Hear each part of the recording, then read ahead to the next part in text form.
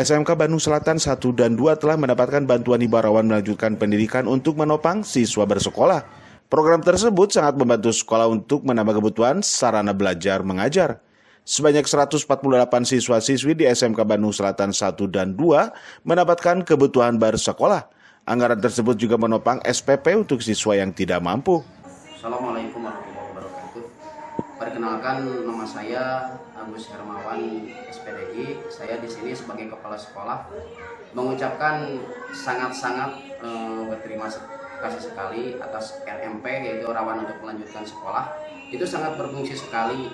Namun yang saya harapkan kepada pemerintah, khususnya Dinas Pendidikan Kota Bandung atau Jawa Barat, RMP itu memang di sini hanya berguna atau yang mendapatkan hanya kota saja. Akan tetapi kalau bisa dengan wilayah kabupaten, karena memang kami dalam segi posisi sekolah Bandung Selatan ini berada di kota.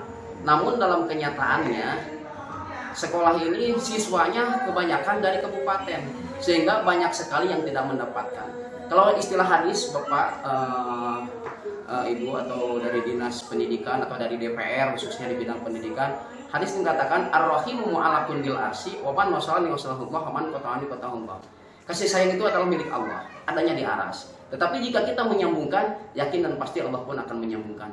Jikalau kita memutuskan, yakin dan pasti Allah pun akan memutuskan. Maka dari itu, saya sangat berharap sekali kepada pemerintah kota ataupun Jawa Barat mengharapkan ya bantuannya selain RMP, ya, seperti dari aspirasi ya dari DPR ataukah dari Komisi 10 ya di bidang pendidikan. Saya mohon sekali untuk mencerdaskan kehidupan bangsa. Karena setidaknya jikalau anak berpendidikan, antara imajinasi, pikiran, aksi, dan ponasi sungguh sangat sekali memerlukan. Kalau dalam istilah ilmu filosofi ataukah ilmu tasawufnya, hijrah dari hal yang baik ke dalam hal yang lebih baik. Widhi Herian mengabarkan, Hadas TV Kota Bandung, Jawa Barat.